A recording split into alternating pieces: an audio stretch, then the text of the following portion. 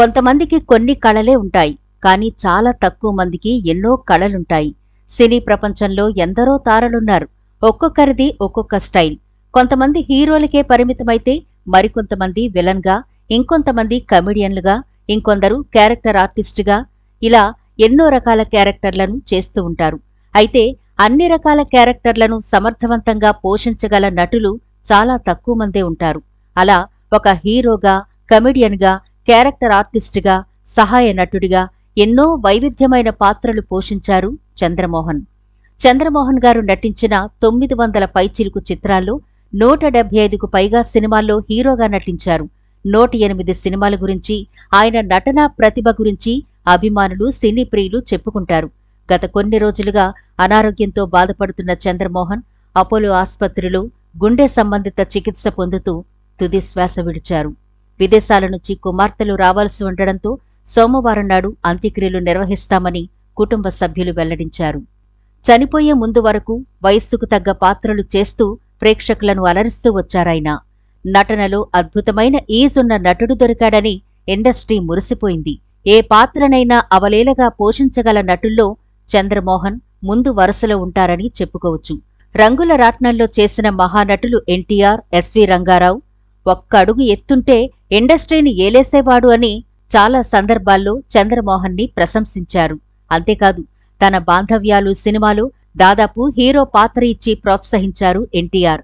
ఈ రోజుల్లో కథ రాసిన తర్వాత దానికి తగ్గ నటులను వెతుక్కోవడం చేస్తారు. కాని ఆ రోజుల్లో నటులను బట్టి కథలు, పాత్రలు రాసేవారు. కొంతమంది నటిస్తే వారు మాత్రమే కనిపిస్తారు, మరికొందరు నటిస్తే కేవలం పాత్ర మాత్రమే కనిపిస్తుంది. అంటే ఏ పాత్రలో నటిస్తే ఆ పాత్రలో ఒదిగిపోతారు తప్ప వాళ్లు కనిపించరు. 80వ దశకంలో చిరంజీవి లాంటి హీరోలు వచ్చేసిన తర్వాత కూడా చంద్రమోహన్ హీరోగా చేస్తూనే వచ్చారు. విశ్వనాథ్, బాపు లాంటి కొత్త తరహా ఆలోచనతో ముందుకు వచ్చిన దర్శకులకు చంద్రమోహన్ ఒక వరంగా కనిపించేవారు. దర్శకుడు విశ్వనాథ్, ఎస్పి బాలసుబ్రహ్మణ్యంతో చంద్రమోహన్కు బంధుత్వం ఉంది. విశ్వనాథ్ తీసిన అనేక చిత్రాల్లో చంద్రమోహన్ కీలక పాత్ర పోషించడం వెనుక ఉన్న విషయం అదే. దర్శకుడి అంతరంగాన్ని ఎరిగి నటించే నటుడని ఇండస్ట్రీ పెద్దలు చెబుతుంటారు. ఇండస్ట్రీలో కూడా సెంటిమెంట్లుంటుంటాయి. ఒక్కొక్కరి హ్యాండ్ గుడ్ హ్యాండ్ అని, బ్యాడ్ హ్యాండ్ అని, ఐరన్ లెగ్ అని, గోల్డెన్ లెగ్ అని ఇలా అంటూ ఉంటారు. అయితే చంద్రమోహన్ గారి విషయంలో మాత్రం ఏ కొత్త హీరోయిన్ ఇండస్ట్రీకి పరిచయం అవ్వాలన్నా చంద్రమోహన్ గారి సరసన నటిస్తే చాలు, ఆ హీరోయిన్ టాప్ పొజిషన్కు చేరుకుంటుందని ఒక నానుడి ఇండస్ట్రీలో ఉండేది. ఏ నటుడికైనా పేరు ప్రతిష్టలు రావాలంటే వాళ్ళు ఎంచుకునే కథలు, సినిమాలు, వాళ్ల పాత్రలు. ఈ విషయంలో చంద్రమోహన్ గారు చాలా ఉన్నతంగా ఆలోచించి ఆయన సినీ కెరీర్ని చాలా అద్భుతమైన పాత్రలతో నింపుకున్నారు. వయస్సుకు తగ్గ పాత్రలను ఎంచుకుంటూ చాలా కాలం పాటు ప్రేక్షకులను మెప్పించారు. 1978లో 16 వయసు సినిమాలో చంద్రమోహన్, శ్రీదేవి జంటగా నటించారు. ఈ సినిమా మంచి విజయాన్ని నమోదు చేసింది. ఇక తర్వాత శ్రీదేవి కెరీర్ గ్రాఫ్ ఒక్కసారిగా పైకి లేచింది. వేటగాడు, కొండవీటి సింహం, జస్టిస్ చౌదరి తదితర స్టార్ హీరోల సినిమాల్లో నటించింది శ్రీదేవి.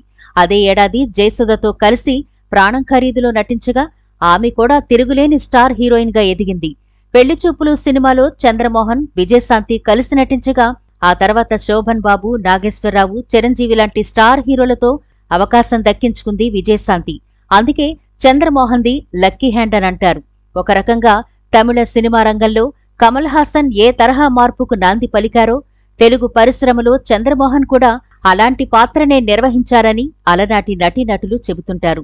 నట దర్శకురాలు విజయ నిర్మల దర్శకత్వం వహించిన దాదాపు అన్ని చిత్రాల్లోనూ చంద్రమోహన్ కీలక పాత్ర పోషించారు.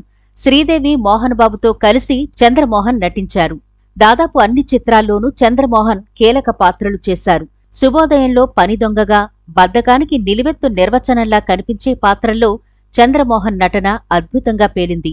బంగారు పిచ్చుకలో చంద్రమోహన్ చేసిన బంగారాజు పాత్ర అప్పటి కుర్ర హీరోలకే కాదు, ఇప్పటి వారికి కూడా ఛాలెంజీ. చిరంజీవి తొలి చిత్రం ప్రాణం ఖరీదులో ఒక మోగా, చెవిటి పనివాడిగా చంద్రమోహన్ నటన ఉన్నత శిఖరాలకెక్కింది. సినిమా ఇండస్ట్రీలో ఉన్న ప్రతి ఒక్కరూ తమ పిల్లలను ఇండస్ట్రీకి పరిచయం చేయాలని చూస్తారు. కాని చంద్రమోహన్ మాత్రం తన పిల్లలను ఇండస్ట్రీకి దూరంగా పెంచారు. చంద్రమోహన్ కు 2 అమ్మాయిలు. ఇద్దరూ చూడ్డానికి చక్కగా అందంగా ఉంటారు.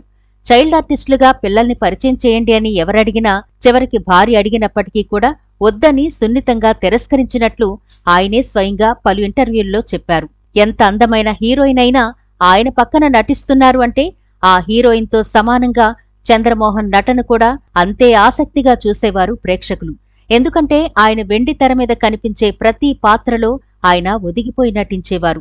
కేవలం నటన పరంగా మాత్రమే కాకుండా ఆయన వ్యక్తిగత జీవితం కూడా చాలా మందికి ఆదర్శంగానే ఉండేది. ఎందుకంటే ఎలాంటి వివాదాలు లేని నటుడిగా కూడా ఆయనకు మంచి పేరుంది.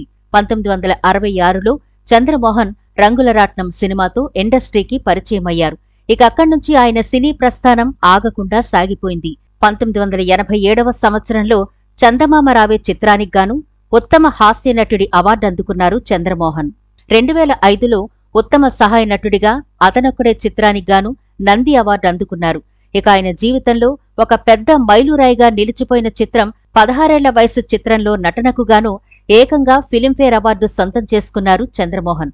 ఇక అలాగే ఆయన నటించిన ఉత్తమ చిత్రాలుగా చెప్పుకోదగ్గవి రంగుల రాట్నం, 16 ఏళ్ల వయస్సు, సీతా మహాలక్ష్మి, 2 రాధా కళ్యాణం, చందమామ రావే, రామ్, రాబర్ట్ రహీం చిత్రాలతో ప్రేక్షకులకు ఎంతగానో దగ్గరయ్యారు చంద్రమోహన్. ఆయన 55 ఏళ్ల సినీ కెరీర్లో దాదాపు 932 చిత్రాల్లో నటించారు. చంద్రమోహన్ అసలు పేరు మల్లంపల్లి చంద్రశేఖరరావు. 1945వ సంవత్సరంలో మే 23న కృష్ణా జిల్లా పమిడిముక్కలో జన్మించారు. చంద్రమోహన్ గారు దర్శకుడు కె. విశ్వనాథ్ గారికి దగ్గర బంధువు. ఆయన భార్య పేరు జలంధర. ఈమె ఒక రచయిత. చంద్రమోహన్ గారికి 2 కూతుళ్లు. ఏ చీకు చింత లేని చిన్న కుటుంబం చంద్రమోహన్ గారిది. ఈయన చాలా జాగ్రత్త మనిషి. మంచి స్నేహితుల సలహాలతోనే తన సంపాదనతో చాలా చక్కగా మంచి మంచి ప్రాపర్టీలు కొన్నారు. సుమారుగా 100 కోట్లకు పైనే ఆస్తిపరుడు చంద్రమోహన్. మరైతే చనిపోయే నాటికి ఆ ఆస్తులన్నీ చంద్రమోహన్ గారికి ఎందుకు లేవు? ఆయన ఏ కారణం చేత ఆస్తులను కోల్పోయారు? ఆయన స్థలాలు ఎవరైనా కబ్జా చేశారా? లేదా ఆయన అవసరం మేరకు ఆస్తులను అమ్ముకున్నారా? ఇలాంటి ప్రశ్నలన్నీ ఇప్పుడు చాలా మందికొస్తున్నాయి. నిజమే, మనిషి పుట్టుక కంటే చనిపోయినప్పుడే ఎక్కువగా మనిషి గురించి మాట్లాడుకుంటారు. ఇంత పెద్ద పేరున్న నటుడు కదా, ఎంత సంపాదించి ఉంటాడు, ఎంత ఆస్తిపాస్తులు కూడబెట్టి ఉంటాడు అని. ఈ మధ్యకాలంలో చంద్రమోహన్ గారు కొన్ని ఇంటర్వ్యూల్లో స్వయంగా చెప్పారు. ఆయన సంపాదించిన ఆస్తి గురించి, అవి ఎలా పోగొట్టుకున్నారో ఆయనే వివరించారు. దాంతో చంద్రమోహన్ గారికి కొడుకులేని లోటు స్పష్టంగా అర్థమవుతుంది అందరికీ. చాలా చిన్న విషయంగా అనిపించొచ్చు, కానీ స్వయంగా చంద్రమోహన్ గారే కేవలం నా ప్రాపర్టీస్ చూసేవాళ్లు లేక నా ఆస్తులన్నీ కోల్పోవాల్సి వచ్చింది. నాకు కొడుకు ఉంటే ఇలా జరిగేది కాదు. కనీసం మేనల్లుడు ఉన్నా నా ఆస్తి ఎక్కడికి పోయేది కాదు, ఇంకా పెరిగేది అన్నారు. ఇంతకీ చంద్రమోహన్ గారి ఆస్తి 100 కోట్లు ఎలా పోయింది? కేవలం తాను సంపాదించిన ఆస్తిని కనిపెట్టి చూసే మగదిక్కు లేకనేనా? సుమారు 100 కోట్లు ఖరీదు చేసే భూస్థలాలు ఎలా ఆవిరై కరిగిపోయాయి. కొన్ని స్థలాలు కబ్జాలకు గురైతే మరికొన్ని చాలా తక్కువ రేట్లకే అమ్ముకోవాల్సి వచ్చింది. హైదరాబాదు నడిబొడ్డున అయ్యప్ప సొసైటీ దగ్గర, అలాగే చాలా ముఖ్యమైన ప్రాంతాల్లో చంద్రమోహన్ గారికి ఎక్కువ స్థలాలే ఉన్నాయి. కాని అవన్నీ మెయింటైన్ చేసేవారు లేక అమ్ముకోవాల్సి వచ్చిందని స్వయంగా చంద్రమోహన్ గారే చెప్పడం విశేషం. దీన్ని బట్టి చూస్తే కోట్లకు పడగలెత్తినా సరే సంపాదించిన ఆస్తిని జాగ్రత్తగా కనిపెట్టేవాళ్లు లేకపోతే, లేదా దాన్ని రెట్టింపు చేసేవాళ్లు లేకపోతే, ఇదిగో ఇలా చంద్రమోహన్ గారిలాగా 100 కోట్ల ఆస్తి నష్టపోవాల్సింది. ఏదేమైనా చిరస్మరణీయమైన నటుడిగా చంద్రమోహన్ గారు ఎప్పటికీ మనందరి మదిలో చిరస్థాయిగా నిలిచిపోతారు అనడంలో ఎలాంటి సందేహం లేదు.